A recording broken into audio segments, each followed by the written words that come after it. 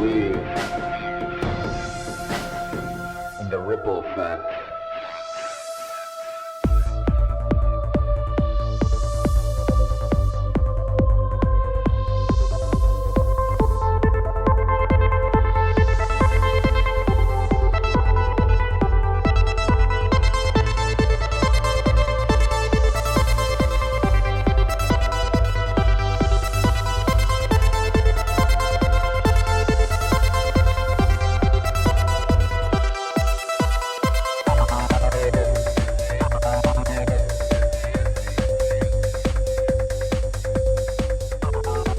What's up? Another episode of Ripple Effect Podcast. Of course, I'm your host, Ricardo Vendas, also known as Ricky Brands, and a great episode for you today. These are one of those shows that I still have to pinch myself every once in a while and take a step back and put in perspective what exactly I have the privilege to do. And one of the greatest privileges of doing the show is having the opportunity of talking to people that I could never imagine having the opportunity to talk to.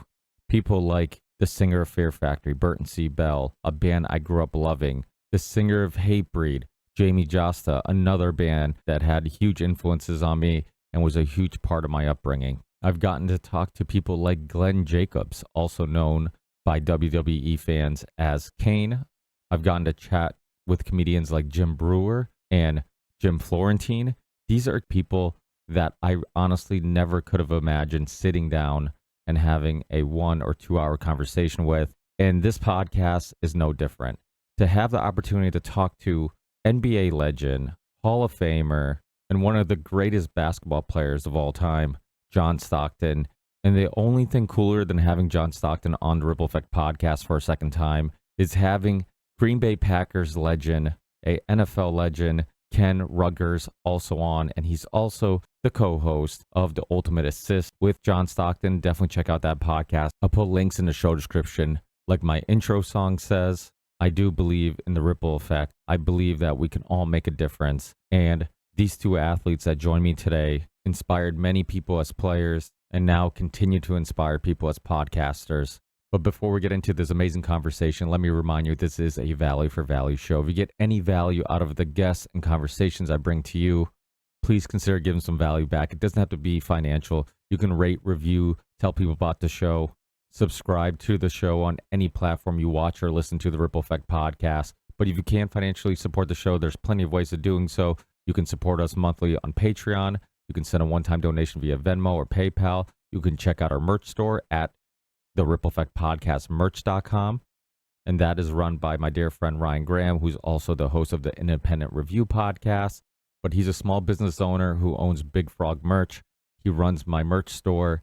His material is phenomenal. His print is detailed. The shipment is quick. Everything's really reasonably priced. We have tons of cool logos and designs. Please go to the Ripple Effect Podcast merch.com, or you can find these links in the show description or all of them on my website, therippleeffectpodcast.com. Browse around. Hope you can find something that you like. You can get some cool merch and support a podcast and a small business owner at the same time. So please go to the Ripple Effect Podcast merch.com. Then a couple quick sponsors. Matt from Content Safe has become a dear friend and the reason why you can find the video version of the Ripple Effect Podcast on so many different video platforms. You can find it on Band.video, BitChute, Rockfin, Rumble, and many more. And Content Safe has many services to help out content creators. But one of the ways he helps me out is syncing all my video channels together. So I upload to one platform and magically within an hour or two, that video thumbnail description is available on all the video platforms I'm on. If you're a content creator, check out Content Safe. Let them know you're a listener of the Ripple Effect Podcast, and Matt will definitely hook you up and take care of you. The last sponsor is Opus Clips. If you follow me on Instagram, TikTok, or subscribe to my YouTube channel or Rumble channel, you will see some amazing clips of the Ripple Effect Podcast with B-roll, with music, with tons of awesome AI images, and all those recent clips have been created by Opus Clips. I upload a video or put in a URL for a Rumble or YouTube video, and they'll give me 30, 40 clips. They'll rate all the clips based on how viral they'll go, or if they're talking about topics that are trending. I can add stuff, I can move stuff, I can focus on things. There's hundreds of different editing tools and features, and it's super easy. If you're like me and you hate listening to yourself, check out Opus Clips. I don't have to listen to myself and go through a whole podcast to find those bits and pieces that I think are shareable. I let the most popular and strongest AI video clipping tool do all the work. So if you're a podcaster, content creator, YouTuber, streamer, or maybe you're just a fan who wants to make clips from your favorite podcasters and YouTube shows, check out the link in the show description or go to my website, therippleeffectpodcast.com, and find the link there. Go to Opus Clips, start making viral videos today. Finally, that's it, guys. Enjoy this amazing conversation with NBA legend John Stockton and NFL legend Ken Ruettgers, and I'll talk to you guys in the next one. Peace.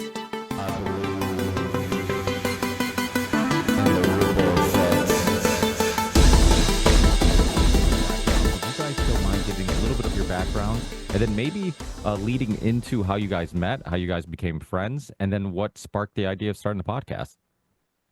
Go ahead, John. Well, lead-ins. I mean, we were kind of approached. At least I was approached. Robert Kennedy suggested I meet this guy back down here at the bottom part of the screen. We both had an interest in medical freedom. For different reasons. And I've been watching it for a number of years. For 30 some years, I've been involved with the team chiropractor in the Utah Jazz, got me opened up to alternative health and really changed my life, changed my career, offered me years upon years of extra years of playing because of his knowledge. And over time, he taught me about things like vaccines. Say, like, you may not want to vaccinate your kids. You may want to be considerate about what you're putting into your body, because at the time I'd say, hey, look, whatever gets me ready for the game, I'm good. And boy, you start seeing it differently when you start understanding that these meds have consequences. And so he taught me how to treat my body right and not have meds ever, and play pain-free, play with a way that your body's preserved. It was just outstanding for me. So I felt like I had a head start on COVID. When COVID hit, I was kind of kicking myself for not having spoken out earlier. I had friends who had children that were hurt by vaccines. They had I mentioned something earlier, maybe they would have taken another choice with their kids. And so COVID really brought that out for me to say, look, I can't really remain silent anymore. What I've learned over the last 35 years has to be shared. Enter Robert Kennedy, enter Mr. Ken Ruettgers. And so what I've met here with Ken is just a remarkable man who does things for other people every day. He's a big protective buddy that we all wish we had, and I'm fortunate to have him as a friend and a partner in this process. So, that's my lead in. Ken? Well, I don't know that I've ever met a guy more humble that has earned and worked hard to be arrogant and on that end, and yet he's so humble. And he didn't even mention.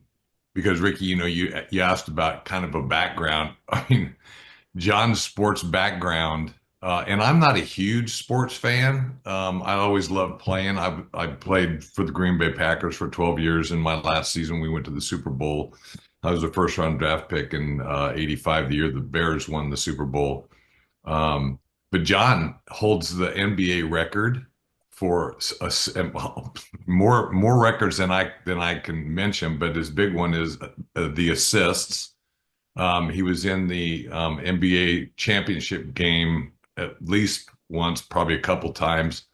It's funny because the Chicago Bulls, that the Last Dance, I'd seen it and stuff, and then I got to know John and met John, and we collaborated on this project together.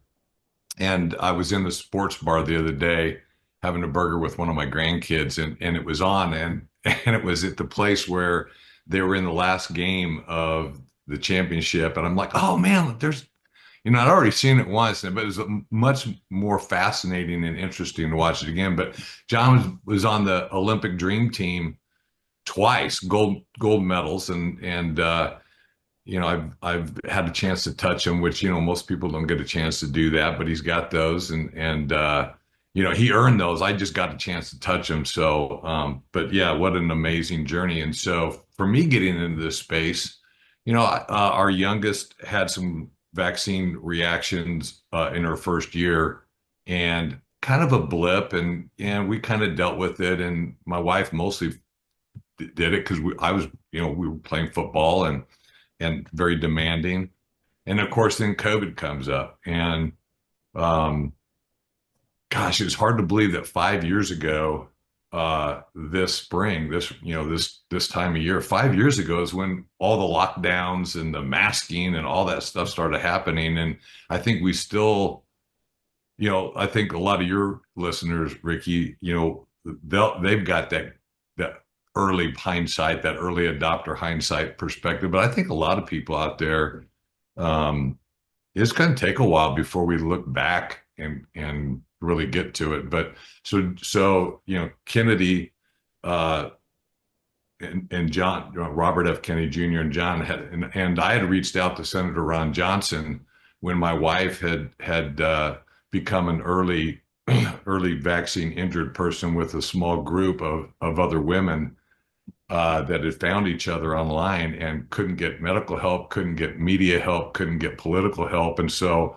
I thought, God, there's this guy. I think he's a Wisconsin senator, Ron Johnson. And I just cold called his office, and all of a sudden that opened up and unlocked the door to reaching out. And he said, and it was Senator Johnson that told me, there's a guy named John Stockton, he's a MB. Oh yeah, I'm familiar with John, and he said, yeah, God's ought to hook up. And so then John and I started Voices for Medical Freedom because about that time, the colleges were putting into place mandates, and so were the pro sports, and we were like, and both John and I tend to be libertarian freedom lovers, and it's like, what the heck? So we teamed up together and started a group of athletes and entertainers and military that were going to use our platform and use our status to try to, restore and maintain the freedoms we have.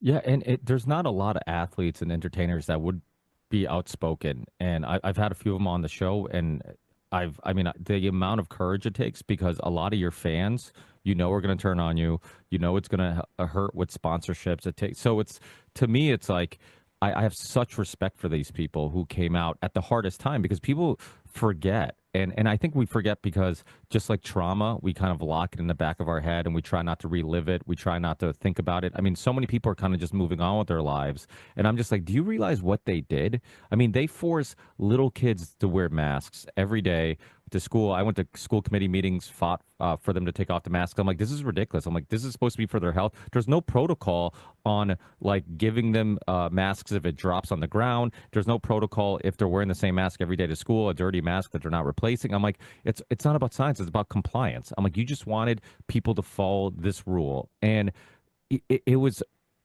crazy. I mean, the amount of pushback.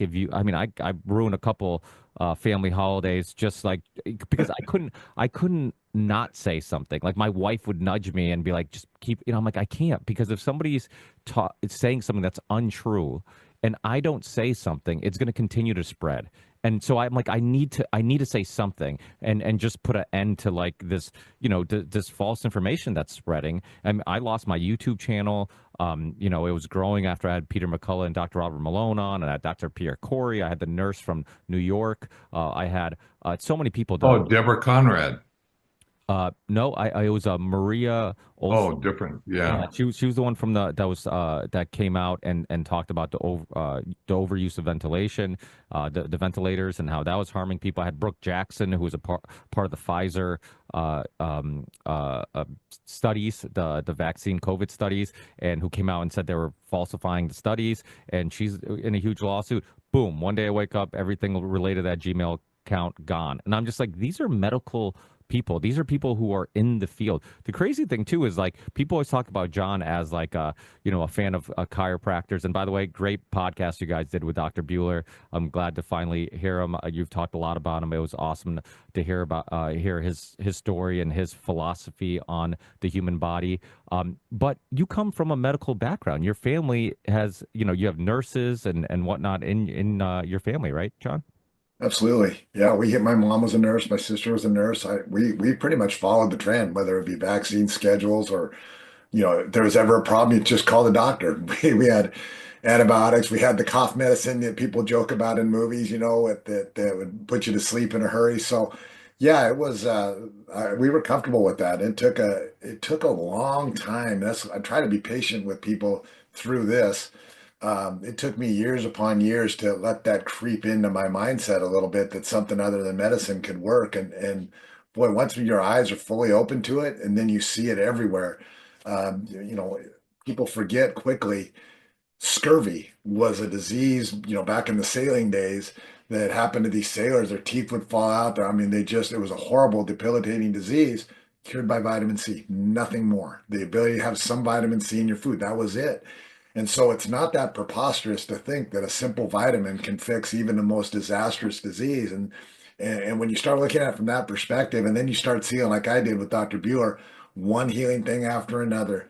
You see ozone, the amazing effects of ozone, for example, on any infection, both out on the surface of your skin and internally. It's like magic, and yet it's not part of the mainstream medicine to heal people. And it's so simple. It's simply converting oxygen, which is O2, to O3, and applying it to the spot. I mean, it's so simple, as is a lot of natural medicine. So yeah, over the years, I've had to learn a lot. It was slow. I'm not a guy that flipped in a day. It took me a long time. So I'm grateful for that education over time. Well, Kennedy also wasn't somebody who flipped overnight. I mean, his story, he was a environmental attorney. I had there's a great film called Dark Waters. I had one of the attorneys from that film on the show who was a part of that lawsuit, that DuPont lawsuit with Kennedy. He was a chemical, he understands experts. And it's funny because he always says this, and it's so true. He's like, people always say trust the experts, but he's like, I've been in hundreds, thousands of lawsuits. He's like, we both sides have a expert, arguing with the other expert. So it's like there's always two sides, and there's always a conflicting opinion. And when you look at the history of medicine, you look at the history of even science, there's always been the people who go against the trend and go against the grain, and usually get demonized at first, and then eventually it becomes a public knowledge. And you see it with COVID. A lot of the stuff, is that a reason why you guys exclusively put your shows on Rumble, because of the censorship and the concern about YouTube?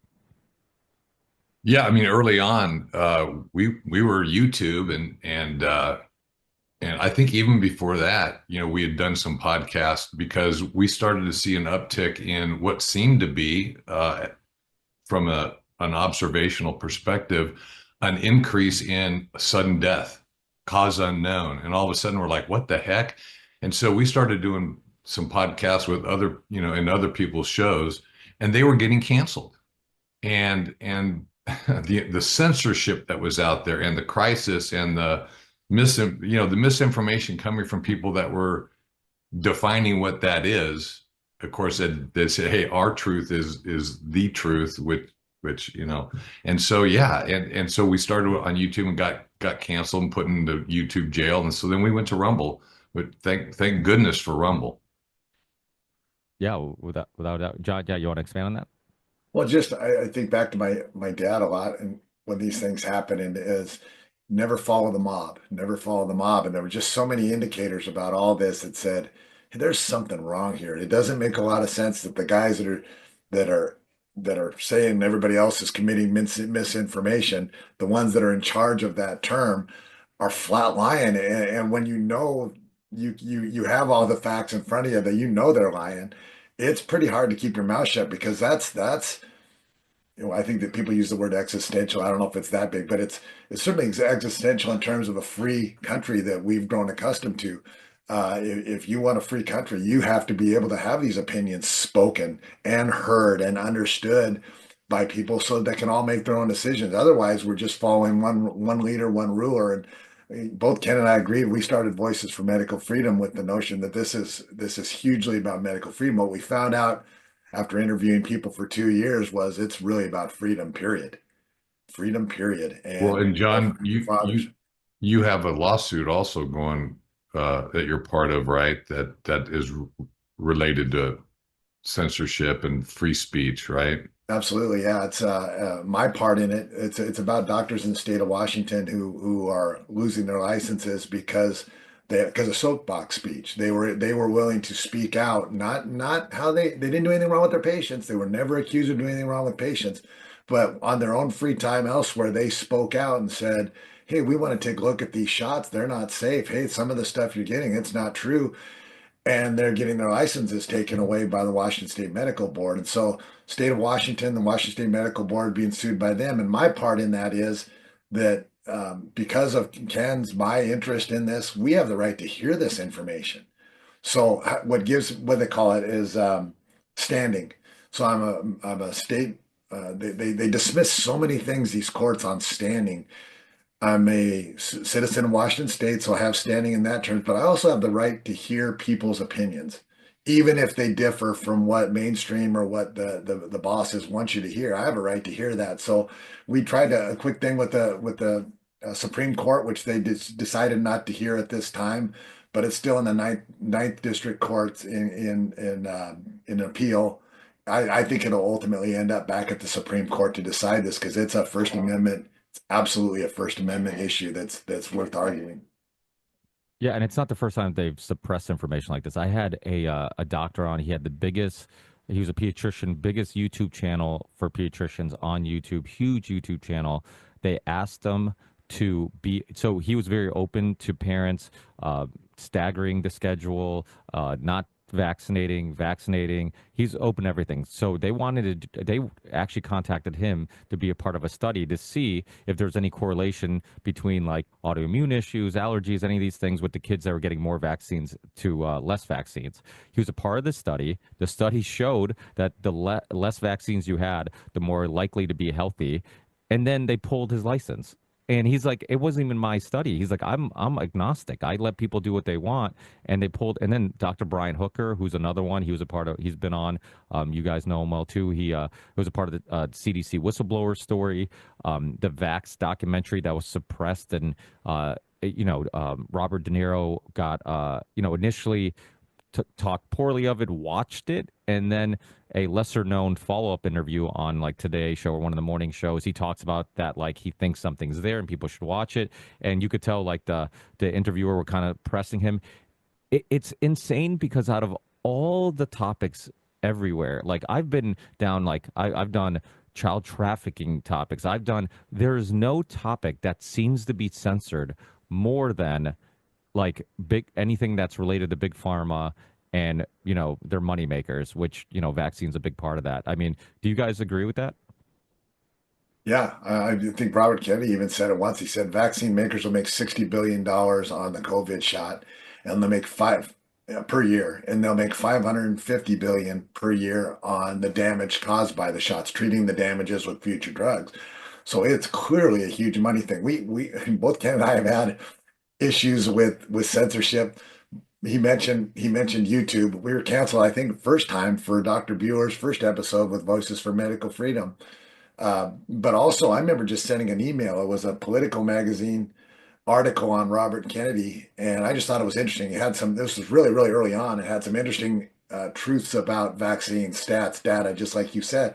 And all I did was pass it on to a couple friends. I asked them the next day. I said, "Well, what'd you think of the article?" I said, "I didn't get the article." I said, "What do you mean you didn't get the article?" So I went back to the computer. We're both in front of our computers, and I sent it to him.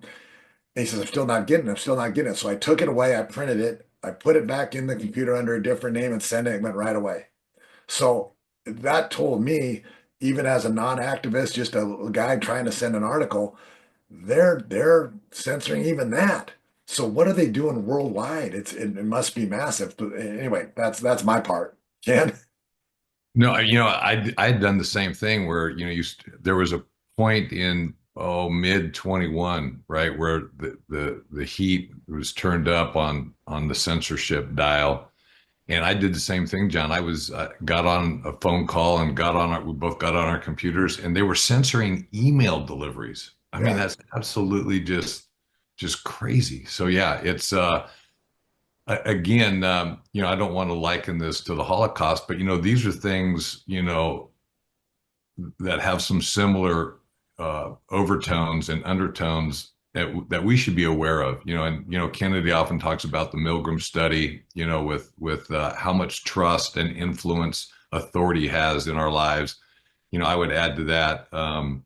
The Ashes group conformity, and Ron Jones that did the experiment on high school kids, kind of bring in that kind of Nazi propaganda, that experiment he did. Great. If you love social psychology, those three studies or experiments, along with Zimbardo's Stanford prison study, just fascinating they've got, 8 to 10 minute clips you can find online. So.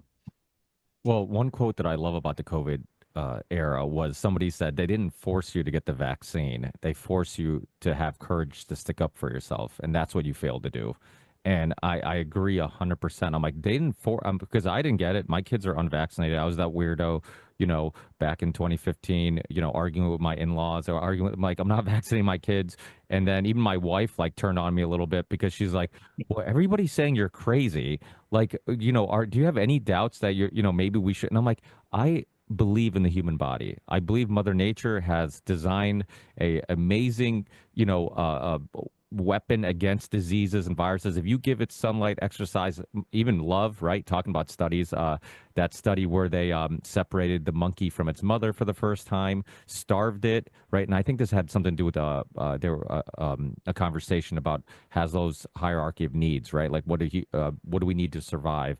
And they separated from the mother, starved it, and then they had like a stuffed animal that looked like the mother, and then food, and to see what it went to first, and it went to the mother. The love was more important for its survival than the food. So I think our understanding of a lot of things. I mean, Rogan just had on somebody about the telepath tapes. I haven't listened to it yet, but I've had Rupert Sheldrake on years ago. His whole morphic resonance theory and the mouse experiment, where mice were learning a maze quicker in a different location who were never exposed to those mice or a maze, and it kept going on. So there was like this connection, this conscious connection between all of us.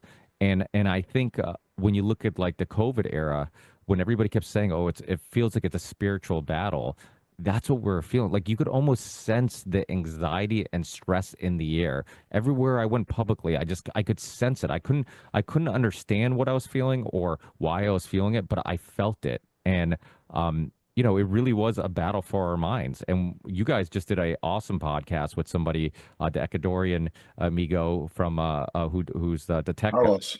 Yeah, amazing podcast. I mean, maybe you can share what you learned on that, but throughout your journey of interviewing these doctors and now expanding into other topics, what have you learned that really has surprised you or maybe changed your worldview a little bit? Dan, you want to go on that? Yeah, I think when we shifted over to the Ultimate Assist, and it's kind of expanded that, it's amazing how many people out there, their experiences, and a chance to give them a voice and getting those messages out. But I think I'm a part-time professor at a college, and I have to remind myself what it's like to be 18 or 19. I have to think back about, but it's just amazing. And you kind of mentioned it, Ricky, just the propaganda, the banners, the bumper sticker slogans, just the ideologies we carry with us without even looking for supportive evidence or anything, bringing the receipts for how do you support that opinion? And people just, we glom onto that. So I think just people, having the courage, and that there's more of us than we think, because the amount of propaganda that's out there. I mean, if you just even go on to, I remember when Bobby Kennedy contacted me, wanted to do a podcast, and I'm like, I don't know much about this guy because it was early on, and Rick, you've been in this space, you and a handful of other, Barbara Loe Fisher's been, you've talked about, so many people that have been doing the work for decades. And John and I are, kind of Johnny come latelys to in context to you and others.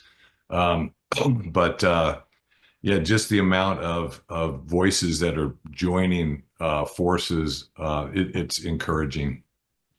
Same, the courage of the guy. We've met marvelous people. It's been my favorite part of the last 5 years. The people we've had association, you included, Ricky. I mean, we get to talk to amazing people with courage. And it has been frustrating to watch. I mean, hear over and over again why I'm sick now, I'm dying now, I'm all these things. I had to do the shot. I go, no, you didn't have to do the shot. To your point earlier is no, you didn't have to. And then you hear about I've got some friends that are in the basketball world who are immigrants.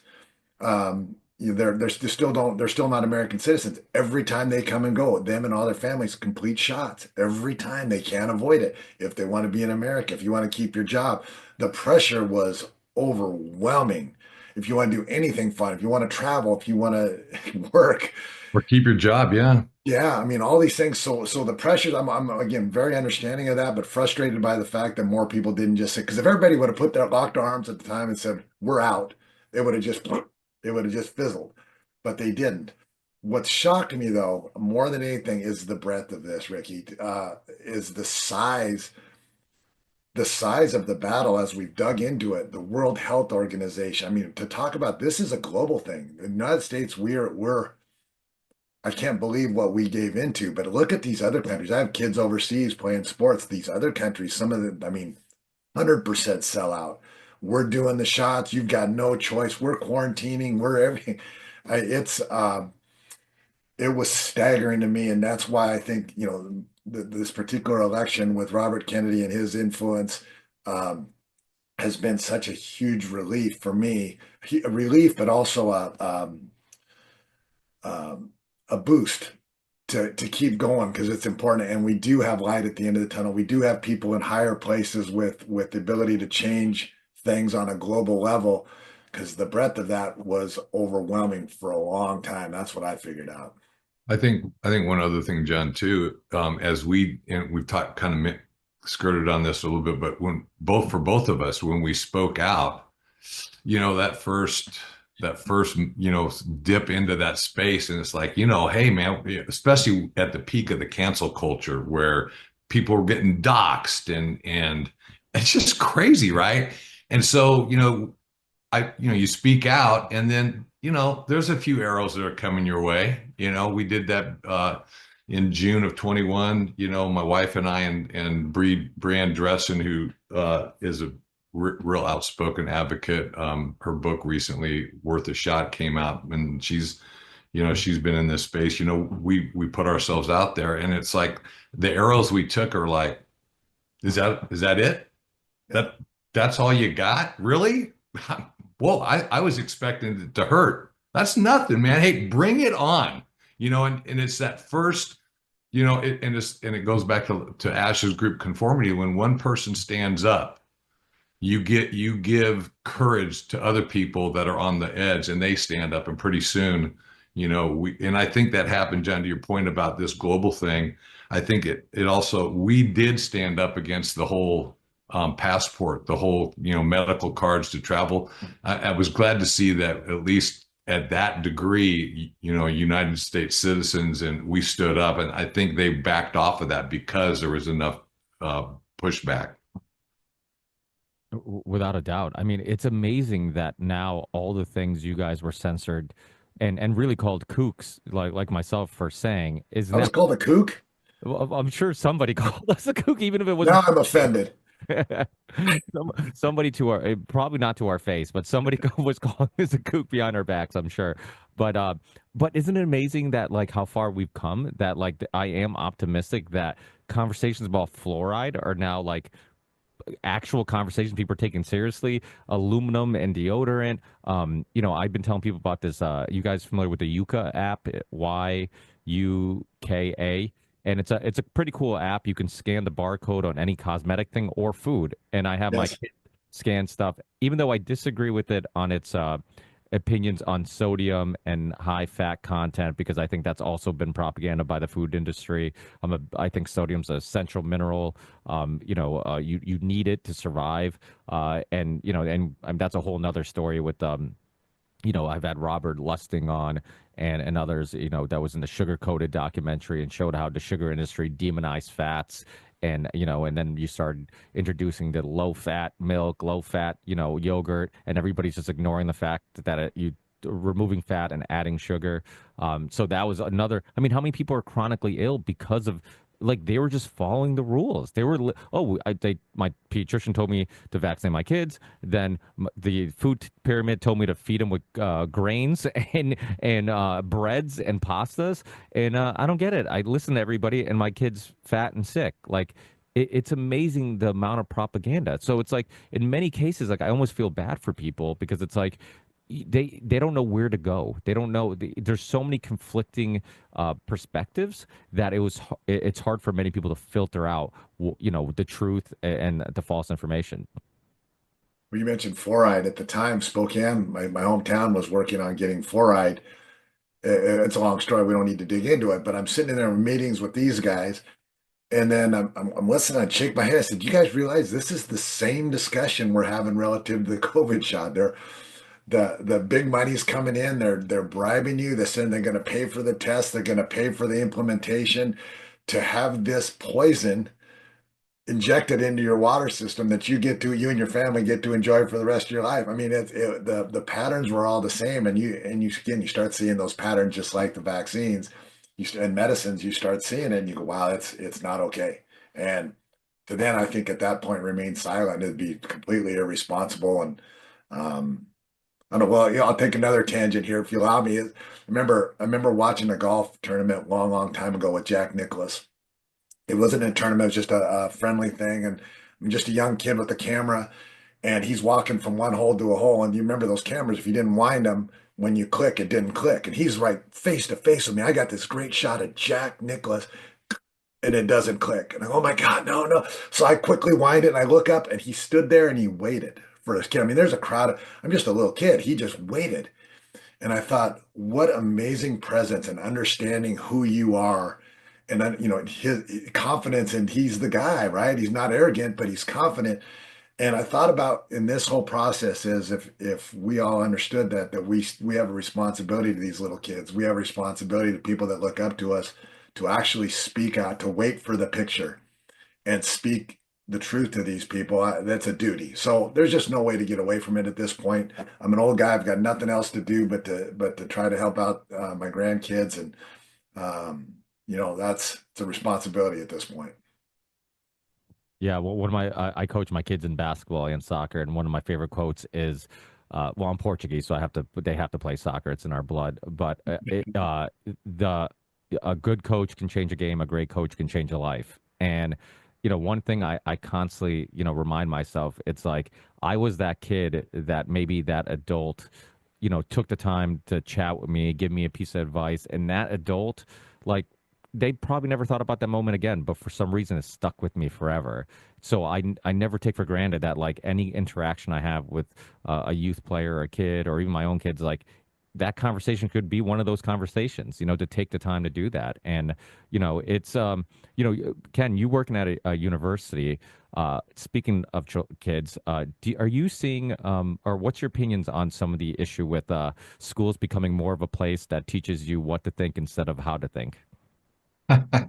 Yeah, well, what I'm getting, out of the high schools and into college now, I mean, it is, yeah, and it's crazy, what they're not equipped for, because in our society, it's you turn, you graduate, you turn, and you get that high school diploma, and you're almost 18, or you are 18, which is a legal adult, and how unprepared and unequipped they are for adulting, or adult. Well, I would say adulthood, but they it's become this adulting, something you kind of do sometimes, and you can put on a shelf, and of course, at 18 or 19, you're still trying to figure it out. But yeah, I would say the hidden curriculum in the schools, K through 12, and of course, we're spending as taxpayers in Oregon $15,000 a person, student per year.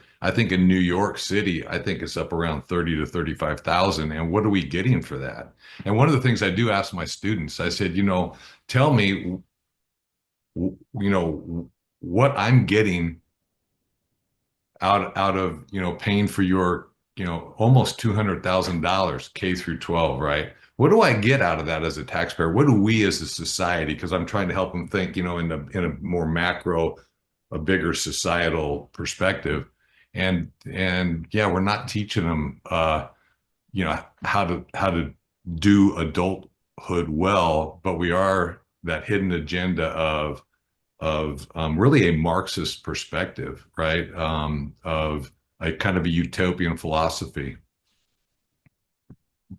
Yeah, do you see that with your kids and family members, John? Do you see a concern about just teachers kind of pushing their ideologies on their kids, or is that not really a issue at your state or the age Well, you're in? it is an issue. I mean, you see it and you address it. We went through this with our kids, and we knew each teacher personally, and the teachers are committed to your kids. I mean, they're like you mentioned, Ricky, earlier, and Ken's touched on, is they're not just in it to pass them on. They're taking a personal responsibility towards our kids, and that was something I think has changed a little bit as I'm watching our next generation go through it. Now, some of those are carryover. Some of the same kids, people that taught our kids, are teaching my grandkids, which really is heartwarming, and also it's confidence giving, because you know that those principles are being carried on. But then you hear stories about, maybe it's the other classroom, maybe it's the other school. You're around so many kids and people, and you sit there and say, well, they wouldn't, if we didn't agree with them on this, they kicked us out of class. Like, well, they what? They what? And you see grading, you see quality papers come home, and it's fun that people are sharing. The quality paper will come home, no punctuation errors, no diction errors, no anything errors. D. Well, why? Why is it D? Because the topic didn't agree with what the teacher wanted to hear. And that's contrary to how I grew up. I mean, it was always preached, look, you don't have to agree with me, but you also knew, look, if you disagree with the teacher, you better bring it. There's also so you always try to tell the teacher what they want to hear. But on the other hand, if there's little differences in it, it's going to cost you in a grade nowadays. And that's really scary. And that's why people need to take this education, go to those meetings, have some say in the curriculum, because it's slipping away from us, or has long since slipped away from us. And you need to get back into it. That's about being involved, but it's something we didn't have to do. Well, and to your point, Ricky, and John and I both have done extensive years of coaching. John at grade school, middle school, high school. He even coached his daughter, commuted out to Montana, I think, and did Montana college State. coaching. But you're coaching too, and I love that. I never heard that quote before about a good coach can change a game, but a great coach. But you ask guys, John, guys that he play with, the guys that I play with, and you ask, who's had the greatest impact in your life, and vast majority of them will pick a coach. And you think about, what the whole world, the home life of some of our, our the family environment in our culture today. And man, those coaches that are out there that are sacrificing the amount of time it takes, and today is, the hoops you have to jump through more every year than the years before, just to coach a kid. But it's such a important aspect in young people's development life. Well, I always tell people, I'm like, your greatest job is parenting. Like, that's your most important job. We have a little family-owned business, and sometimes I feel like I purposely stunt the growth of it because I want free time to be around my kids. And and then you'll meet these really successful people that are so money motivated, and they're killing it financially. They're doing great, and you're like, wow, maybe I'm a loser. Maybe I should be more motivated to, put in more weekends in, more this, more that. But instead, I'm like, I look forward to, our basketball practices and our soccer practices and our games on the weekends and going, traveling. We just came from a futsal tournament. We have another tournament coming up this weekend, a soccer tournament. It's like we have playoffs starting for basketball this week. Like those are the things I look forward to. I'm like, work is like just a means to an end. I'm like, I'm not, I don't live to work. I work to live, and so to me, like, we've created, and this is a immigrant issue where, like, my parents, for example, I was born in Portugal, came when I was young. My parents are farmers, northern Portugal, like right at the border of Spain. And they still kind of live that farmer lifestyle. They have animals and a garden in the back and whatnot. So we go back to Portugal every year as a kid, and they didn't have material things. Like my dad was one of 12, my mom's one of seven, lived in like one house, didn't have like a TV, nothing. And but everybody's happy in a good mood. And I'm looking at them, I'm like, why are they so happy? They're poor, and then I'm like, wait, they're not poor. They're rich with love and community. I'm like, we're poor. In regards to those things, we're stressed. I remember being a kid and it stuck with me. Speaking of things that stick with you, like one day my dad came home from work and, he worked construction and he still does. That's, as an immigrant who doesn't read or write any English, no education, formal education, that's kind of was the best job to kind of get to kind of make a living. And he comes home and he's all stressed and he's like, oh, I wish I was. He takes off his boots and he's like, I wish I was still in Portugal. And I'm like, what's Dad talking about? I'm like, we go to Portugal every year. I'm like, there's crap on the ground. There's no TV. I'm like, what? Why does he wish he was there? And then like as I got older, I'm like, I get it. I'm like, he was stressed. He was working these long hours. My dad was never involved in my sports. I'm like, he came home tired. He'd go to the wine cellar, get a little bit of wine, and he was just looking forward to eat and go back. That was a sacrifice he made to kind of give his kids a better life. And he would always say that. He's like, oh, I said, I'm like, Dad, but I'm like, I think if I was raised in Portugal like you were, I'm like, I think I'd be okay. I'm like, I think you kind of been tricked in believing that like giving your kids a better life is giving them all these material things, but it comes at a sacrifice. That sacrifice was you weren't around. Like you were working, and it's not a fault of his own. Like that was kind of what he thought he was supposed to do, and then I've completely gone in the opposite direction where I try to be around as much as possible because, like you're the last guest we were talking about on your show, like, and Dr. Jeffrey Epstein. I don't know if you got or Robert Epstein.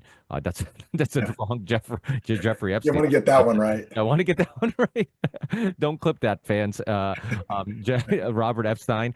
He's a similar guy who talks about how they can just basically, if you control the information, you control our thought process. You control what we think, what we believe, what motivates us, our desires, all these things. And there's so much information out there now with the metadata and everything listening and watching us that they can put all this information together and motivate you in any direction you want. So like I always tell parents, I'm like, if you're not there to answer your kids' important questions when they're molding their worldviews and they're pondering and curious about the world. And they're like, Dad, why is this like that? Or why is that like, I'm like, if you're not answering that question, somebody else is. I'm like, it's the teacher, it's the YouTube, it's the TV, it's the Disney movies that are pushing propaganda without you knowing. Like it's all that stuff. So I'm like, you have to be present as much as possible. And I just think that parents have been tricked into believing that like going to work and never turning down overtime and giving their kids a bigger house, like that's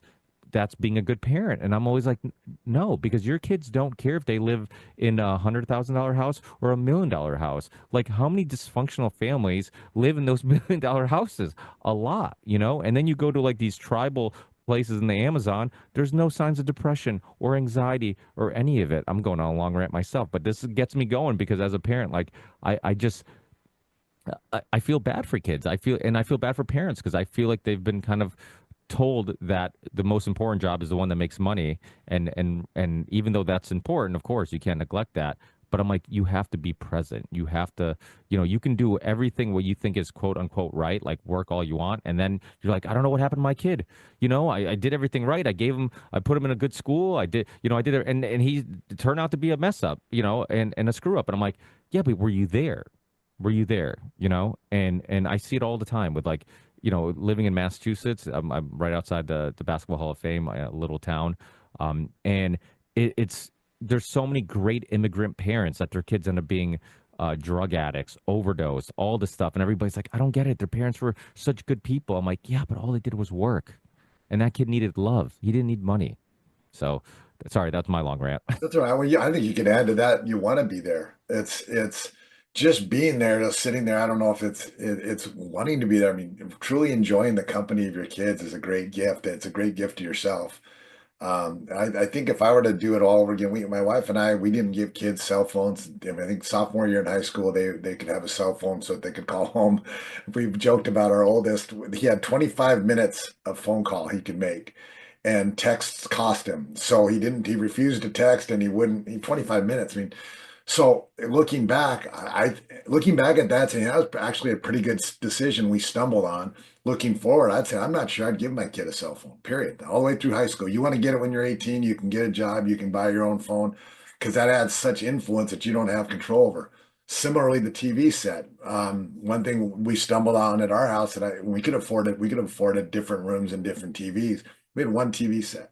Now, whether you like TV or don't like TV, good or bad that comes on it, if you're all sitting there in one room watching it, you can comment on the nonsense.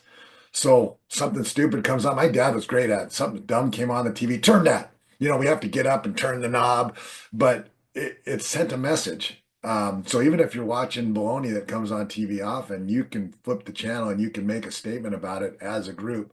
So those are a couple of little parenting things that we stumbled on that I would strongly recommend to future generations, future kids. So. Well, and John, I'm going to tell on you, John.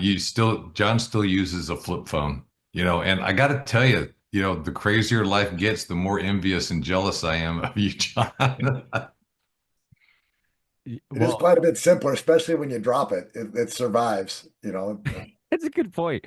And some of those TVs that you have to turn the knobs on, guess what? There's like some grandmothers that still have those TVs and microwaves, and they still work. Everything's designed to fail now. Planned Yeah. obsolescence, like everything. Like you go into these older homes, and it's like all their stuff still works. And today you buy something, it fails in a year or two. So no, without a doubt. You guys talked about coaches a little bit. I wanted to get your guys' opinion on because you do get people like Greg Popovich, Steve Kerr, who openly talk about some of their social and political views. Did you guys have that growing up? And what's your opinion on coaches talking to their players about that? Growing up in the pros, was that something that was common? Did you guys basically just focus on sports, or did people talk about political issues and whatnot? Well, I think that growing up, you keep opinions to yourself. That was kind of the understanding, and my dad ran a tavern for 50 years, and everybody opinions are like something I won't repeat, but everybody has one. And so I learned fairly early on that you keep them largely to yourself, which clearly we've strayed from now. I think it became a necessity. So when people spoke out, I was always a little uncomfortable. It didn't happen much.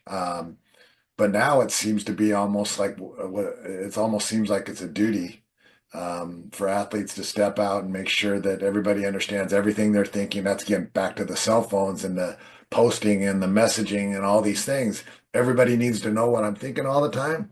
I don't know. It's a little uncomfortable for me, and I didn't have to experience it. Now people have a right to. Again, back to the freedoms.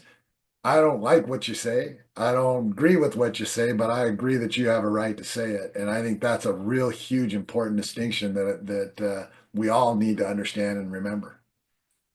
Yeah, I mean, we didn't have, yeah, we were focused on playing, winning, trying to get to that Super Bowl, trying to coach, to keep our jobs and coaches keeping their jobs. And the wonderful thing about that is, and I miss, part of what I miss about the locker room is you had a great diversity of eight, guys that were, married and had kids, guys that were young and they're just out of college. But, in fact, toward the end of my career, we had more in common with the coaches than I did with guys like Brett Favre who were young and a gunsling fun guy.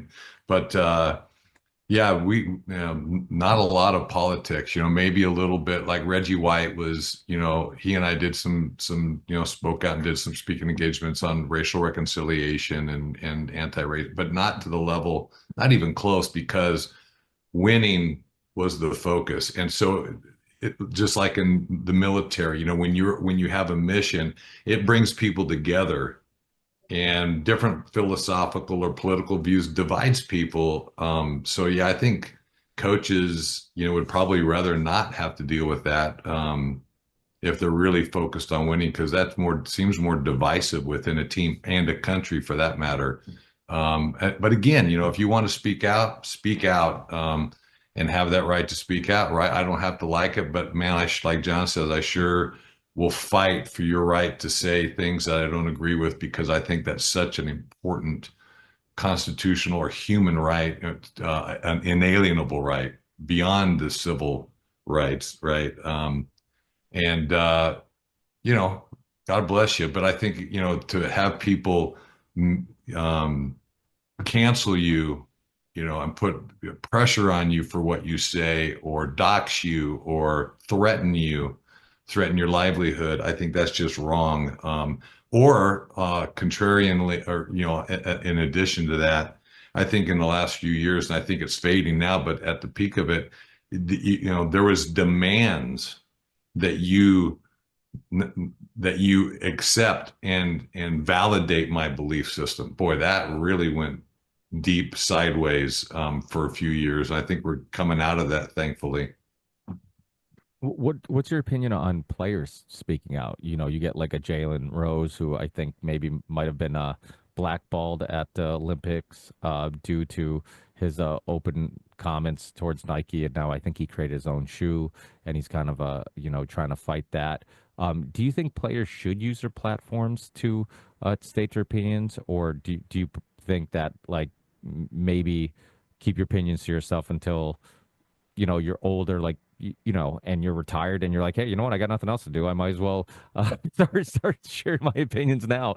But maybe you should be focused on the, could it be a distraction while you're playing? Well, that's, I think you hit it right here. The last comment is the best one. I remember Colin Kaepernick, big deal, became a big racial issue. It's not a racial issue. I'm wondering why a quarterback is thinking about anything else but winning the ball game when you start a game, right? Um, if you are true to your teammates, if you're true to yourself, if you're true to the whole essence of competition, you're preparing for that game and nothing else. I mean, if your kids are home having a sniffle, that at this time, I mean, do I care more about football or basketball than my kids? Absolutely not. Right now, it's game time, and there's nothing that I can do better in this world than be prepared as I can be physically, mentally, emotionally, to do as well as I can do, so that I can help my partners, my brothers succeed. I owe it to them, and I owe it to the people watching, to give it my best. And I don't think you do that if politics are in your mind or if you're trying to send a message. So I'm not saying shut up, be a good boy and sit down and do your deal. I'm saying you have a duty to be your best for your teammates for that common goal. And it keeps it real simple for me. Yeah, and I think if it once it starts affecting your game, and I think that's what happened with Colin Kaepernick, and that's why he didn't get picked back up, because to win at those top levels, you need everybody pulling on the same side of the rope. And so any distraction is not pulling, and maybe counter pulling on the other end. And so it's like, yeah, especially, Billy R, who was a Super Bowl champ for the New York Giants. He came to our team later in his career, and he said, I was mid-career, kind of young still, and he said, you know what, you're always at the top of he said, you're always on the replacement list in pro sports. You just don't want to be near the top, right? And so if you're mid-level or near the top, and you're divisive to your team and the team goal and the coach's goal and the organization's goal, and so I think, speak, and if you want to speak out, I think, man, speak out. But, to your point on that young player, there's consequences to that. And, I think that's a good thing that there are consequences, on how people respond, as long as you're not trying to take someone's livelihood, as long as you're not trying to dox them or cancel them, because I think you're, infringing upon someone's freedom in that regard as a pushback. Well, let's have a little fun and let me be the devil's advocate. If you guys were still playing height of your career during and the COVID era happened, would you guys do you think you would be forced to speak out? Like, do you think you would feel like, hey, I know I should be focused on playing, but all this other stuff is going on. I'm gonna have to, and it might be a distraction, but would the urge and desire to have to speak out, would that overcome you, or would you think that you would stay silent during that time? Well, I put a little thought to that one over time. But I think if it were in my first 3 years of playing with the Jazz, I probably would have taken the shot. Um, just because I such trust in our medical team. Of course, they want the best for me and my TI, and I had no reason to doubt it at that point. Um, anytime after that, there's some doubt, a little bit more maturity, a little bit more understanding about what our freedoms are and what they aren't. And I think what I probably would have done is refused, but tried to keep it secret. Try not to broadcast it, not hoping that it never came to the light of day. If it came to the light of day, then I think that I would have probably at that point had to stand up for myself. I don't think I would have given way, but at least it would have been a public response to them doing it to me rather than me saying, no, no, no, you guys are all wrong. I don't ever see that I could have ever done that as a youngster. Yeah, I think I agree, John. I'm kind of in the same camp where, being young, especially early in my career, and not having the knowledge, probably would have, although I didn't, I think neither John nor I, but I speak for myself. I wasn't a big flu shot guy, just because I'm like, I don't want to put anything in my body that I don't need. And I never saw the need for a flu shot. I mean, it's like, I'm young, I'm healthy. People get colds, people get flus, and some of, the few times I did have, a cold the night, or the stomach flu the night, I actually played one of my better games, Yeah. but maybe because I knew it took that extra amount of focus. And I think, I applaud Aaron Rodgers. I mean, as much as he gets, hammered for, you know, decisions and what he says. And, I appreciate how he handled it, and how he navigated that, not perfectly, but man, in coaching, we were required in Oregon to get the shot. And I'm like, no, I'm not doing that. And if I love coaching, I coach high school football, which, is crazy because that first fall, the requirement of wearing a mask in an open air, football field with a helmet on, and these poor kids, you're running hard and you're trying to breathe, and what you're inhaling, and it's just absolutely nuts. But I think also, teaching the college that I teach at eventually required mandated shots to keep employment. And they gave the ability in Oregon. We have the ability to be an objector, religious or medical or just philosophical. And I'm like, you know what, here it is. And if my job's gone, so be it. So I think as the older, like, going back to what John said, kind of older you get, maybe a little bit more courage, a little bit more knowledge, a little bit more, this is who I am and I'm willing to stand and suffer the consequences. And so one of the things was interesting at the college is they mandated, and I said, I'm not doing it. And I gave them my religious exemption, just like I had with, because my religious exemption was on the lines of, I have freedom. I have a God-given freedom, that inalienable right of freedom. And that was my justification on that from a religious perspective. But then they required, the weekly nose test, the swab, and I'm like, I'm not doing that. And if you want to fire me, but I'm not doing it. So every week I'd get an email that says, "This is a reminder you haven't done." I said, "Fine." Hey, if this email turns into getting fired, bring it. It got to the point where it's like, is that the best you got? Keep shooting those arrows, because man, they don't. It's like, not at all. And, interesting on that. I was a department chair my last year, of full-time teaching of the social sciences department. I had a student complain about a teacher giving extra credit if you were vaccinated.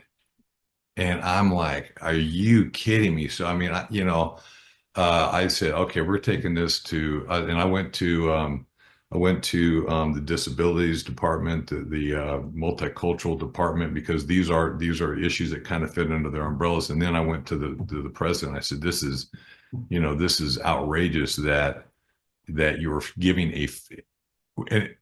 it was a psychology. It was a psychology class, which is, I mean, maybe medical, maybe but to give extra credit and to penalize people in that opportunity because maybe they they had a medical issue or a disability or a religious belief, and to me that was discrimination. What were your guys' biggest influences to maybe break, through the mold and go against the grain? Because I feel like many people, like you said, like if it's a psychology professor, if it's a student, like all these, there's a lot of people who just kind of go along to get along and struggle to push back against, the experts or whatever the authorities are telling you. Like, was there books, thinkers, coaches, teammates, parents? Like, who do you think, you know, uh, influence you to be able to question things? Wow. Parents, first of all, brothers and sisters. Uh, you know, you have a few brothers and sisters. You're always questioning things. Why did you just beat me up there? Is a good question. I wanted to ask my brother. Why'd you knock me into the fence when we're playing one on one? There's just a lot of things that growing up in a family that you get. My parents were terrific. As I mentioned before, my coaches.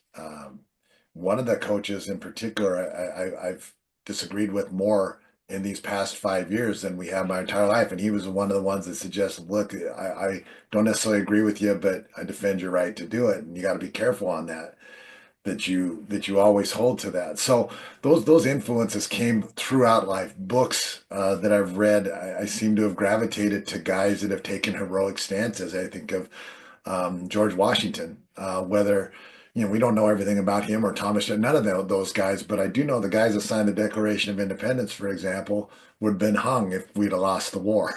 So, that's the type of boldness it takes to create a country like this. It's truly unique to the world's history. You see George Washington wins the biggest battle. He's the biggest hero in all of the Americas, and they want to make him king, and he refuses. Says, no, that's not why we did this. I mean, to turn that down, for those of you who watch the Lord of the Rings, or what's the guy's name with Hogwarts and stuff, he turns down the Elder Wand at the end. The people that have the courage to do that when power is within your grasp, and you say, no, that's not the right way to do things. Those influences have been throughout my life by all kinds of peoples and books and things like that. So, um, grateful for the upbringing for sure. Yeah, I think going back early, I played offensive line, so at my peak, I was probably 6'5", 300 pounds, but I was young for my age and kind of a late bloomer. So in middle school, I got bullied a little bit, and my mom passed away when I was 8, and stepmom, I was the oldest, and got a stepmom a couple years later, and that was kind of and a lot of freedoms, a lot of restrictions, and so I think early on and that it still lives today in me is I love freedom. Give me the rules as long as they're, and sports, of course, too. I think, give me the rules and then let me go do my thing and I'll compete and as long as the rules are fair and I have the autonomy and the freedom and I tend to lean libertarian. I tend also to lean contrarian, which to keep freedom, to win freedom, to keep freedom, you have to be contrarian because there are people that are going to want to take those freedoms away. They're going to, I think we move in the, especially today, we've moved into kind of this safetyism, safe space kind of and so to create, or maybe it's an opportunity for more so, but it ends up creating or pushing toward more social control. And, there's a balance in there between too much control or not enough. You don't have enough, then you've got kind of chaos. And if you have too much, and so I've just always pushed against control, oppression, totalitarian, and because I love freedom. There's a great documentary called, actually by a friend of mine, Richard Grove. He did a documentary called State of Mind: The Psychology of Control, and it goes throughout all of human civilization history, how the elites have always found a method and way to control the rest of the population, and how that's always happened. And I always say, I'm like that quote, the greatest trick the devil ever played was convincing you he doesn't exist. I say the elites did the exact same thing. They played the greatest trick ever. They've convinced you that they don't exist. That first time in human history that there has not been a ruling class trying to control everybody. And it's a trick. People believe that they have choice and they have power and they have democracy and all these things. And so I think people are waking up to that, and I think it's a good thing. Um, when you guys have obviously played sports at the highest level, and your opinions on nutrition and diet and food and all the things that can poison you have, it sounds like it has evolved a bit. When you guys were playing, I mean, was that something that you guys were you just concerned about playing, or when did like diet, nutrition, and some of these other techniques to kind of to help longevity become something that was a priority for you? Well,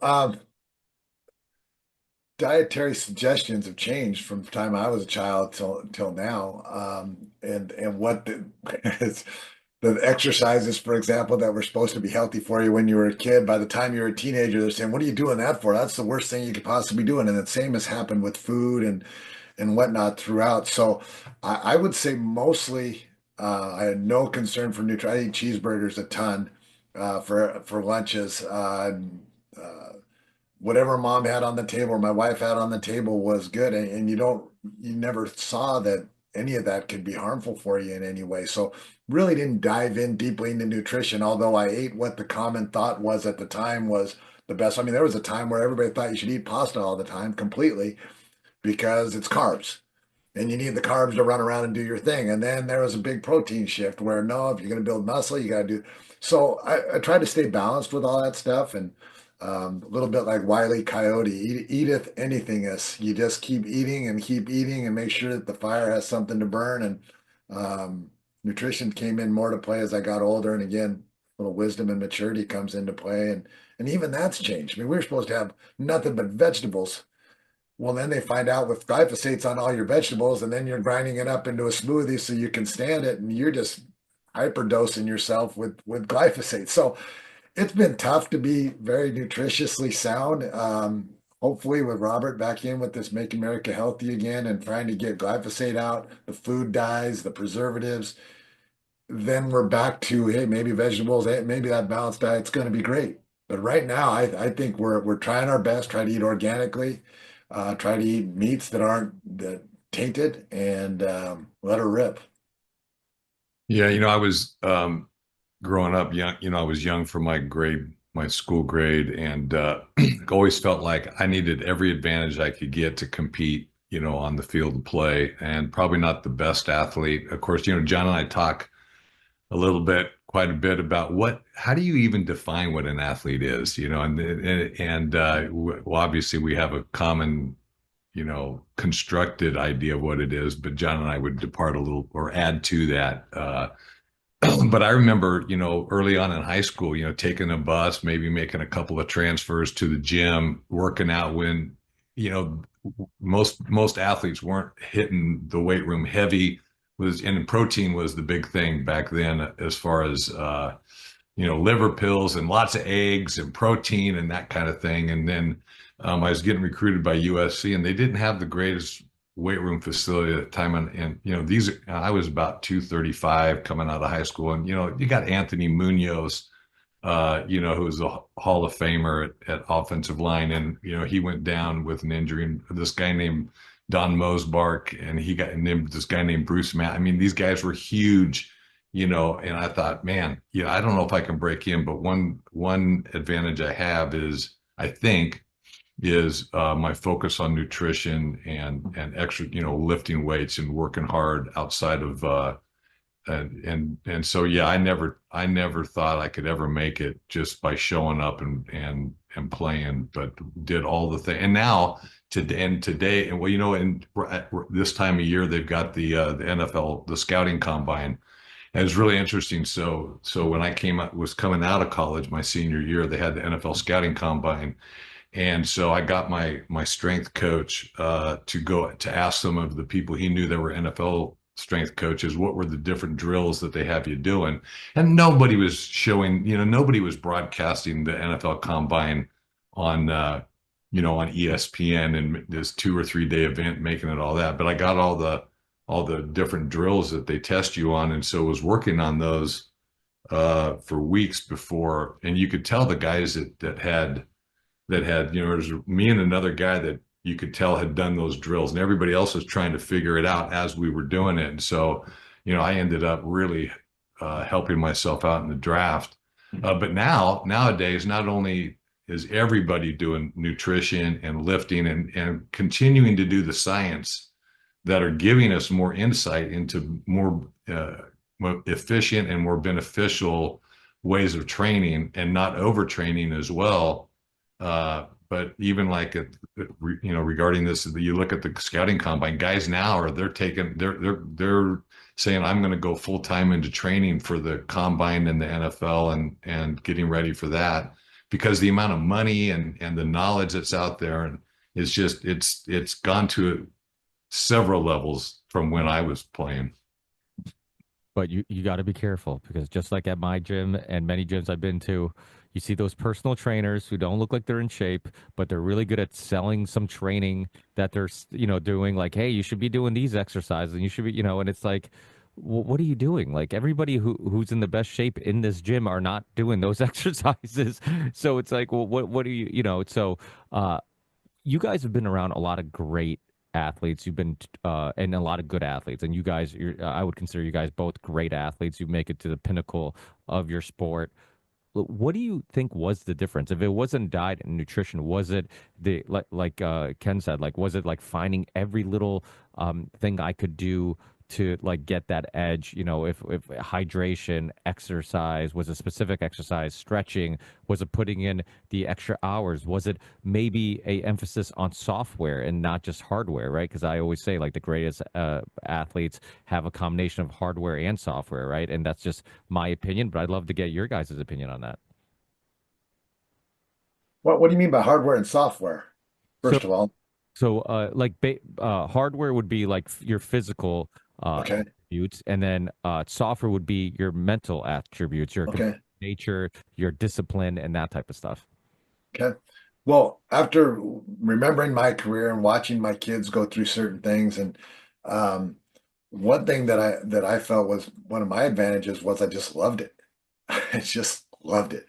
If you gave me 15 minutes off, I was grabbing my ball, getting on my bike, riding down to a gym, sneaking into the gym because you're never invited, and just going and playing or shooting or doing something. All our buddies did. We hopped on our bikes, we ran to the park, we picked up a football, we'd throw it around, run patterns. I mean, we did this because we loved it. We didn't do it because our parents set up. We didn't even have there was no team I could play for until I was a sixth grader. None. There's just nothing. No AU, no Y ball, no nothing. So if you wanted to play sports, you went out and played sports. So nobody's directing that traffic for you. I think that was a huge advantage for me. Another one was expectations didn't exist. You just simply played and you tried out for your team. And one thing my kids have experienced that I haven't is, as soon as they show up for a tryout, everybody wants to say, well, he's not very good or she's not very good. They want to find the wrong in you first. And that's probably, due to my notoriety and whatever, and they just wear it and go on. They haven't been impacted by it. But what a gift that was, to be able to just go play and try to be good and try to win the game. You're not trying to look a certain way. You're not trying to do anything but make that stinking team. And it's a pretty darn nice way to grow up and play sports that I think's probably lost. Yeah, I like that hardware and software Me too. perspective. And a guy like John, he has, and he may argue back, but I'm telling you, he has the hardware and the software, because you don't make it to the Hall of Fame without being at the top of both of those things. So you can be a long-term journeyman. I mean, and everybody's got the hardware at that level. Everybody's got. You're talking about the top 1/10 of 1%, but even within that margin, there's nuances and differences. But if you are marginal or average, let's say marginal at the top 1/10 of 1%, yeah, that's kind of interesting. But Yeah. if you're average at that top level, then you can play a long time if your software is operating well. If your software is high, but if your hardware is very high, but your passion and you get distracted by you know parties and stuff like that, you're not going to last very long. But it's the guys like John that other great, amazing Hall of Fame athletes that have both of those. For me, I think being creative, I think this is common.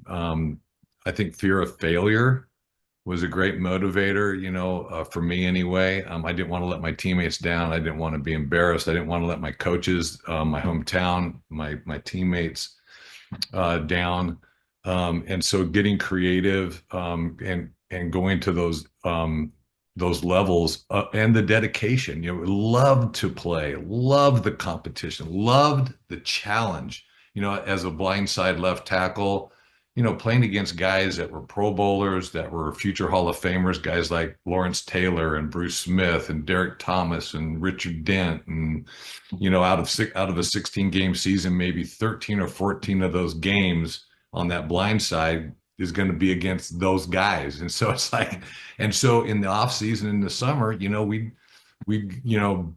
be somewhere for the 4th of July, or, we'd be on a family vacation at the beach or something. And I brought my cleats, I brought my lifting belt and chalk and straps, and I've got to work out. And my thought was, if this is today, and the guys I'm going to play against next season, if they're working out today and I'm not, it's to their advantage.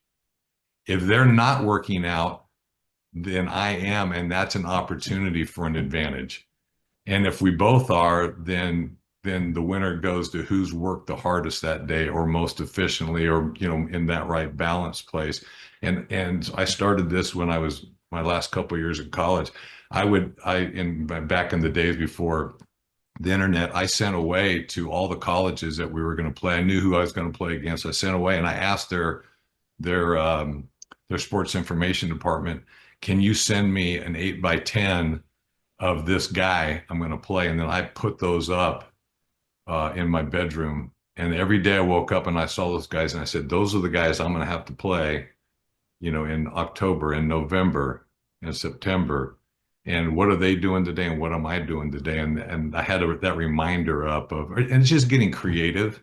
And I did that in the pros as well. Richard Dent was up there. Bruce Smith was up there. Lawrence Taylor. Those guys, I had their 8x10s up, by my speed bag and my jump rope in my garage. And every day when I got home from a workout, and gosh, back then, you had a lot of things going on. And so before I walked in the house, I could see those pictures and I said, you know what? I don't feel like jumping rope. I don't feel like stretching extra. I don't feel like putting in the effort to make sure I've got the right, a blended up protein drink or whatever. But that was a reminder that I have a decision today to make. And so, yeah, that's that. I hope that answers your question. You guys are around youth sports now, and I am too. I'm on the board of a local soccer club, and coaching basketball. I'm constantly around parents and kids, and you get a lot of the critiques about youth sports and whatnot. A lot of people believe that it's become a more of a business than it's about the sports. You see that a lot in soccer, especially because in America, it's it's pay to play. Like, it's a rich man sport. To join a soccer club is thousands of dollars, for many of these soccer clubs. Where you go to Europe or Latin America, it's a poor man sport. All the best soccer players come from poor areas who are playing street soccer and whatnot. And I feel like that culture of like the love for the game is kind of, it's hurting. The business of it's kind of hurting it. Like, kids aren't playing if they're not at basketball practice or a basketball game. Like, when they go home, they're not playing. We're like, I'm a little younger than you guys, but it's just, I grew up in that era where my parents were always working. They're immigrants. Playing outside meant freedom. I told my mom I was down the street. I was just riding my bike to the closest court. And as long as I was home for dinner, she didn't ask any more questions. And I just knew I had to be home for dinner.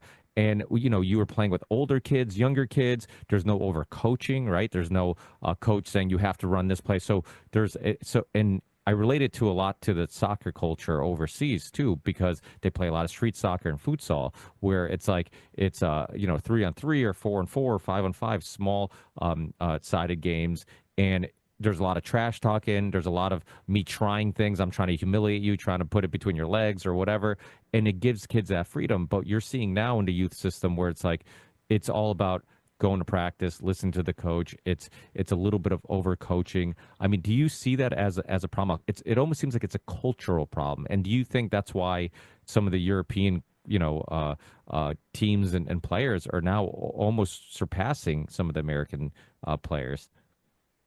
I think it's probably more prevalent in basketball. In Europe, their system is if you show promise at the time you're 11, 12 years old, you're 6'6", and you have a little game, you have a little dribble, you can shoot, you can go to these schools that are basketball schools, and they give you, I mean, the kids that come out of this are pretty impressive. They speak three languages.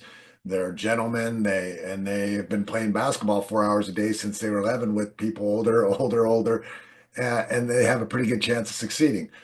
I look at that program and go, I wouldn't have been one of the ones picked at 11. I wouldn't have been one of the ones picked at 18. I wouldn't have been one of the ones picked at 21. So I enjoy our system here in terms of high school, college, multiple colleges. You have a lot of avenues by which to be a late bloomer, which suited me. Not that everybody has to suit me, but what I think missing is that junkyard dog of the guy that has to climb that mountain all the time. You're only getting the pampered. You're only getting the talented. And I think that in terms of being an athlete, there's so much more than just being able to run, jump, or shoot, or pick whatever sport, whatever skill. There's this the cleverness, the guile that you get only by being a little bit of a junkyard dog. Finding where you're going to get that scrap of meal this day. Nobody wants you on the team, so how do you get on the team? How do you find a value on that team? I think that is missing in the setup that you propose there. So, I'm a little partial to that. I think when you see something in the NBA happen, like a guy wears a new elbow band, then you go down to your 7-year-old kids, and everybody's got an elbow band the next day, and you kind of go. So you see that drift, and so then they take only the AAU types. I know I'm babbling a little bit, but I'll try to quicken this up. So everybody wants to be on the big elite team. Only the two or three of the big elite team move on to the next level, move on to the next level. And so all they're getting are the very talented, very good players. But if I could find just one or two of them in there that were scrappy junkyard dogs with guile, then all of a sudden you've got the team that you've been praying for. They aren't being developed, they aren't being sought after, and that's not the message being sent down to youth. Yeah, I think, yeah, to your point, Ricky, I think it is a cultural issue. I think, I grew up, I think John talks about it. You grew up, we were out playing. We were out playing till the street lights came on and dinner was served, and, finding pickup games, getting as many neighborhood kids as you could together and figuring out, okay, what do you want to play with the amount of kids? And if you add an odd number of kids and you're playing basketball, then how are we going to negotiate, and how we're going to make this fair? And you got to call your own fouls, and there's a lot of opportunity for growth and that aids you as an adult in those moments. And I think we've taken a lot of that out. But I think, to kind of our earlier conversation as well, I think coaches are the stopgap, because parents are. I live in a really beautiful small town in Central Oregon, and we've got about 400 students in our high school, and there's been a theme, and I don't think it's unique to our little town, but parents, they want their kids playing time. They want their kids to get scholarships. They want and if they feel like the coach is not giving that, then you get this uprising of parents, and the ADs don't have the backbone to stand up. And maybe we need to, in our youth and college sports and high school sport, well, it's high school sports, is what's our mission and what's the goal and what's the purpose of sport in high school or youth sports. And of course, you get to that varsity level. And then, of course, that, to me, I think at the varsity level, then I think you need it's not just everybody gets equal playing time, my opinion, because you're trying to prepare kids, I think, to, in a few months, you're going to be an adult and it's competitive. That's at least the culture that we live in. So I think coaches can be the stand in the gap, you know, against, or working with parents, helping them understand, setting that culture, keeping a culture of what's our focus, and helping kids and growing them. And then, like John said too, is, and I think probably both of us kind of felt like that scrappy underdog at some point, in both of our careers. And so I'm always looking for what else is there in that athlete? What's the opportunities to grow that kid regardless of, um, it's not about me as a coach, it's about the kid and that development, and then the team and winning. Of course, you want to win, but there's a balance in there as well. Yeah, I also think there's an issue with just the game not being played. Now I sound old, like the game not being played the right way. These kids are just Greg Popovich, even though I don't agree with a lot of his worldviews. He said a quote once about Leonard that stuck with me. He said that Leonard will be a great player when he realizes when we run a play for him to score, it's for the team to score, not for him to score.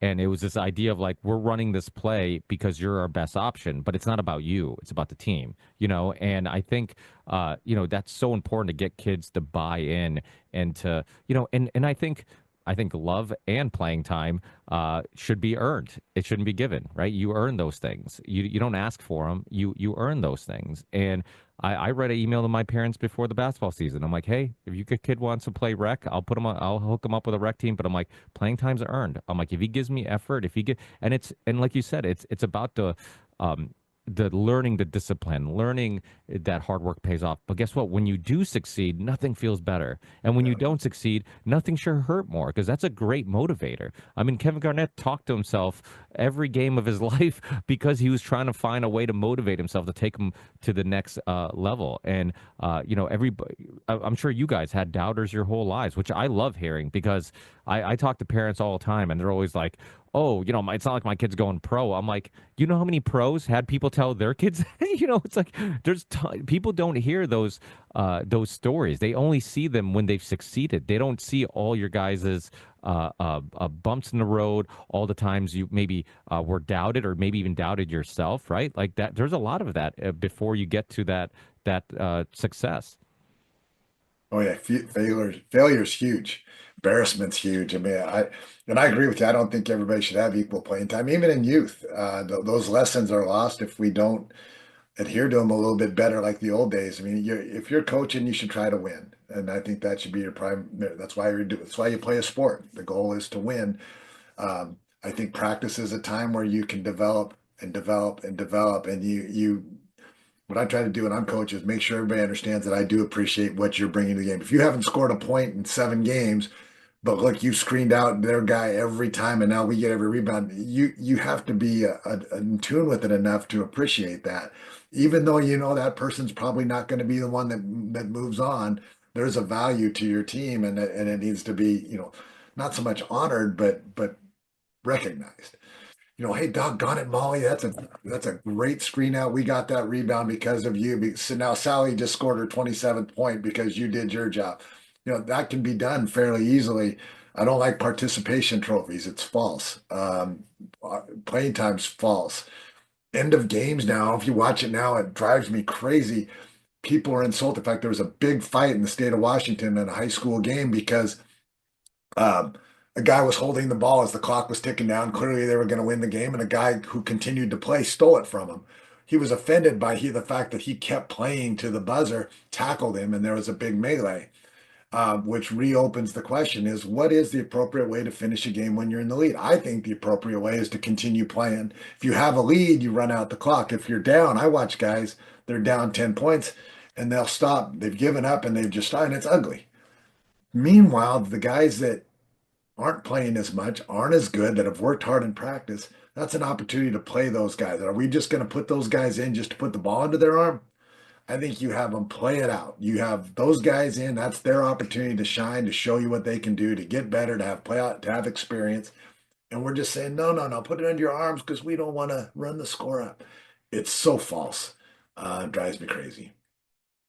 To your point, Ricky, on, it sounds like you're trying to create a culture where hard work, practice, effort, in basketball, I know like a lot of coaches will, defenses, everybody wants to shoot the 3 pointers, right? And so you have to find a way to encourage defense, defense, defense, defense. So, through hard work, if you earn more playing time, it's because you've earned it based on what the coach say, hey, this is what we value.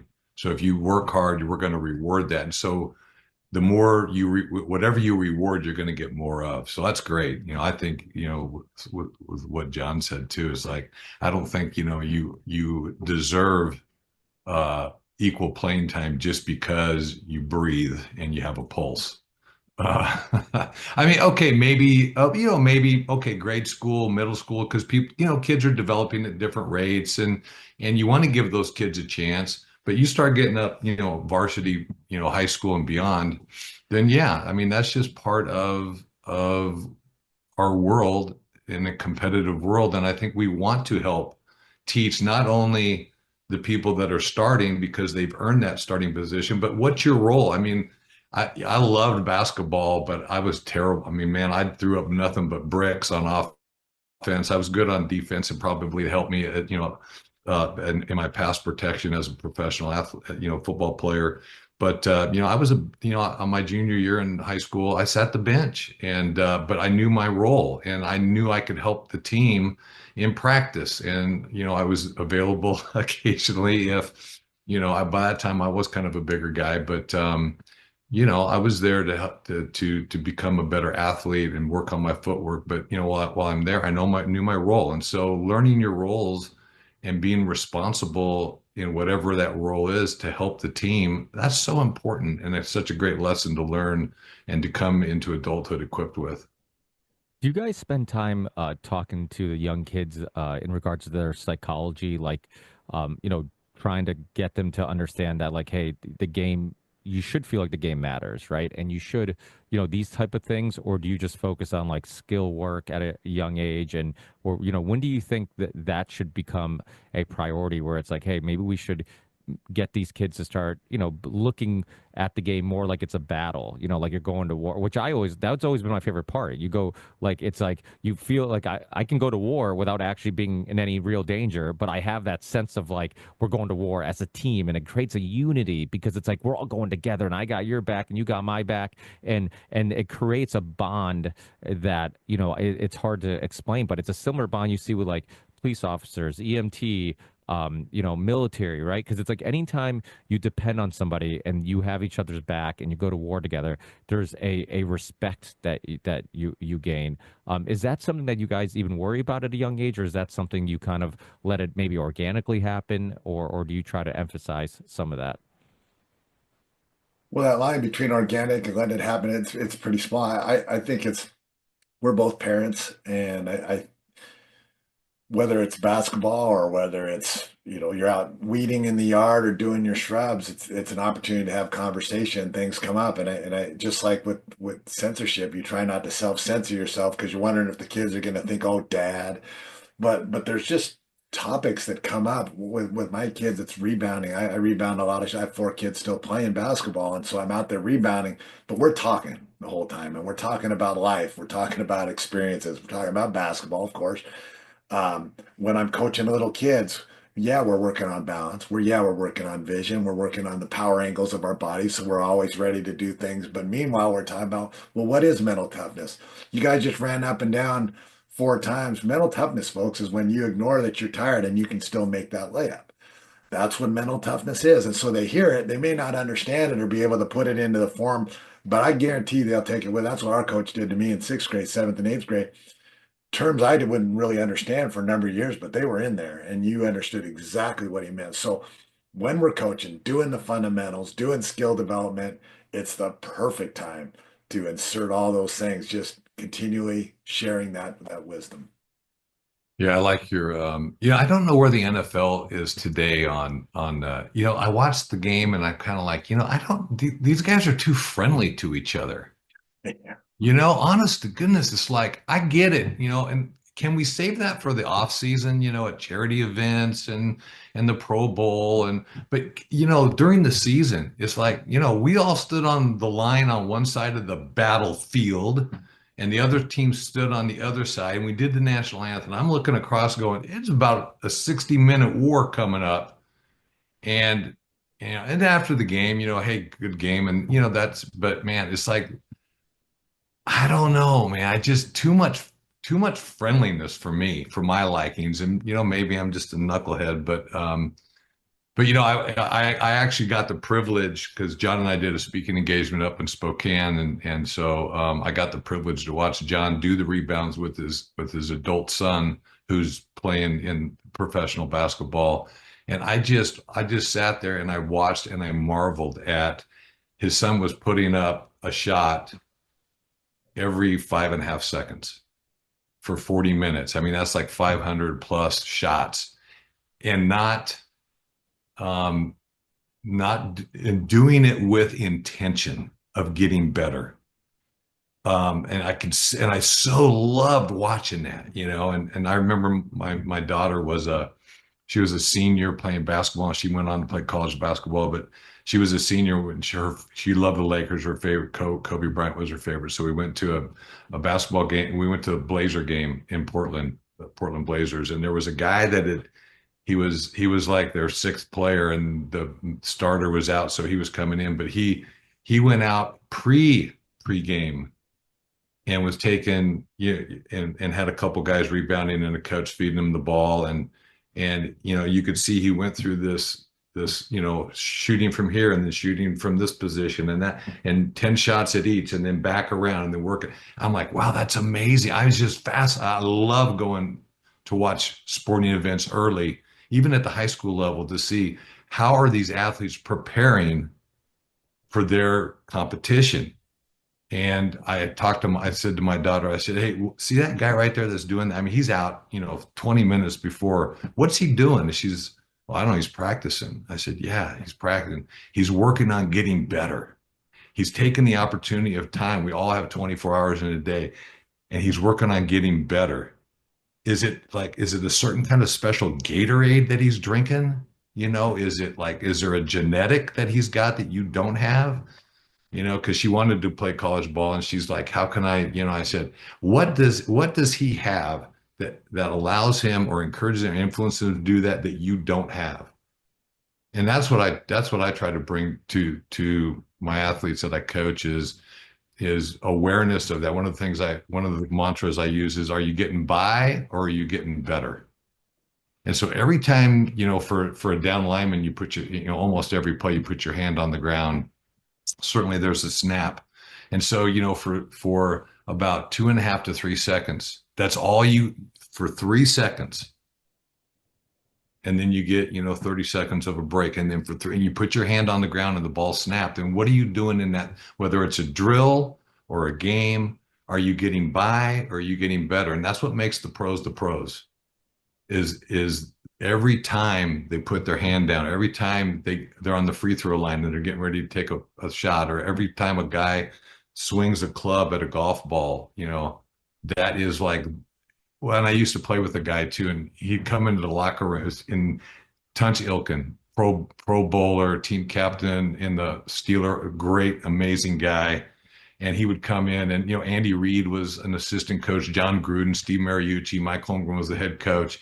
And he'd come into the locker room we'd go pregame warm up, and he'd come into the locker room and he would say, "This is the biggest game of my life," and it was kind of sarcastic in a way, but everybody knew that's exactly it. There is no other game. There is no other half than this half. There is no other quarter than this quarter. There's no other series than this series, and no other play than this play I'm in. It's the biggest play of your life. Well, it's like that quote, because when you're a kid, people are like, "Oh, just get over it. It's not a big deal." But that quote, the worst thing that ever happened to you is the worst thing that ever happened to you. So it might be small or look very, just minimal compared to somebody else's struggles. But if that's the worst thing that ever happened to you, so same thing with like a penalty kick or a big free throw at the end of a game. If that's the biggest game you ever played in, that CYO finals or that, suburban finals, it's going to feel like the same pressure as a free throw in the NBA, because to you that's the biggest moment in your life right there with all your family and friends watching. And so yeah, without a doubt, it's so important that software, and it's a cultural thing. You guys loved what you guys did. It's like that saying, if you find a job you love, you never work a day in your life. Same thing Right. with you find a sport that you love, it never feels like work. It always feels like fun. My kids look forward to practice, but I know kids that they play with that their parents come to me and they're like, oh, they were mad that practice wasn't canceled because of the rain, or whatever. And I'm like, I'm not sure, that's a good thing. It's one of those, and you look at like the countries, Dominicans, right? Great at baseball. You think they're genetically designed for baseball more than somebody else. You look at like all the fastest runners, come from like a small little place. You look at the best soccer players, Argentinians, the Portuguese, the Italians, the English, like there's a reason why they're so many prodigies or people who get to the pinnacle of those sports come from the same places. It's a cultural thing. They love that thing. One of my favorite managers, Jose Mourinho, a football manager, said that in Europe, soccer is not a sport; it's a religion. And that love for it is what makes people want to get better at it and watch the highlights and talk about who's the best player. And I think that love for sports in America is kind of dying out a little bit, where like the Europeans still take sports very seriously, and like John was saying, they're kind of they're treating basketball the same way they treat soccer, where it's like, they take it seriously. Everybody learns every skill. Dirk Nowitzki used to say it. He's like, if I grew up in America, they would put me under the hoop and tell me to post up and get rebounds. But in Europe, they have everybody learn every skill, so you shoot, you do this, you pass, and that's why you see all these, the Joker, or you see Luca, who, can do a little bit of everything, even though maybe his work ethic could be a little better. But I'm still a fan of his competitive nature and his ability to shoot and pass and all that stuff. But yeah, it's phenomenal. I think people who listen to the show are going to get a whole lot of info from nutrition, diet, to just personal philosophies and worldviews. And I can't thank you guys enough for taking time out of your very busy schedule to chat with me. Hopefully, it's not the last one. And yeah, let people know where they can get your shows, anything that you have coming up, any past episodes you recommend people checking out, and anything else that you might want to promote. Well, you can reach us at theultimateassist.com. We actually, after our shows, we sometimes answer questions, and I think that's what info at theultimateassist.com. So it's kind of a nice feature we like to do, where we talk to the people that are listening. We're enjoying it. We hope people tune in. Yeah, and thanks so much, Ricky. It's great to be in this space of getting the word out, getting people, giving a chance to get our voices out, but other people's voices out, to be in this battle, right, for our freedoms and for information that will help people live better lives. So thank you for what you do, and it's great to be here. And thanks for hosting this. And I'll just add it, and it can be fun. Just like when you're working on fundamentals and working on things, it can be fun and you can love it. So this has been a great conversation, Ricky. You're easy to talk to, and it's fun to be part of your show. So Yeah. thanks. Thank you. I appreciate that. I really do. And the stuff that you guys are doing, phenomenal. I think the information that you're putting out there, it's information that can change people's lives. I always say when it comes down to health and these type of issues, you can listen to a podcast about history or geopolitical stuff, and it's important, but this stuff can literally impact your life today. Like, so many people are sick, don't have the motivation to go play basketball or go play football or coach or whatever, because they're putting poison in their bodies. They've been listening to big food, big pharma, and so that's what I love about these discussions. It can literally impact people in a real way, now. So thank you so much for the work that you guys do, and keep doing it, and we'll keep in touch, and hopefully we talk again in the near future. Sounds good, Ricky. Thanks. Guys, take care. Appreciate it.